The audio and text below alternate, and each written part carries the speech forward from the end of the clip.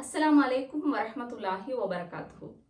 ஒவ்வொரு மனிதனுமே விரும்பக்கூடிய ஒரு விஷயம் தான் நம்ம வெற்றி பெறணும். எப்படியாவது நம்ம வெற்றி பெறணும். லைஃப்ல ஒரு நல்ல இடத்துல இருக்கணும். நல்ல ஒரு பொசிஷன்ல இருக்கணும்.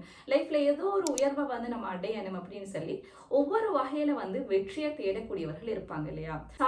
சாதிக்கிறது அப்படின்றது அவசியமா? நம்ம சாதனையை தேடி போகணுமா? நம்ம எப்படி சாதிக்கிறது? இப்படி பல கேள்விகள் மனிதர்களுடைய ஒரு சிலர் அதை அச்சீவ் பண்றாங்க. ஒரு சிலர் எப்படி சாதிக்கிறது? நம்ம என்ன செய்யறதுன்னு தெரியாமலே இருக்கிறாங்க. ஸோ கண்டிப்பாக நம்ம சாதிக்கணுமா?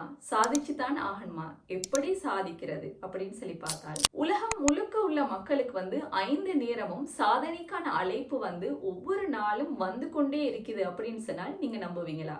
யாரு நம்மள சாதிக்க கூப்பிடுறாங்க? சாதிக்கிறதுக்கு ஒவ்வொரு நாளும் நமக்கான அழைப்பு வருது அப்படின்னு சொல்லி பார்த்தால் எஸ். ஒவ்வொரு நாளுமே நம்முடைய 5 வக்து தொழுகை 5 நேரமும் இறைவன் நம்மை அழைக்கிறான். ஹையா அலஸ் ஸலா, தொழுகைக்காக விரைந்து வாருங்கள்.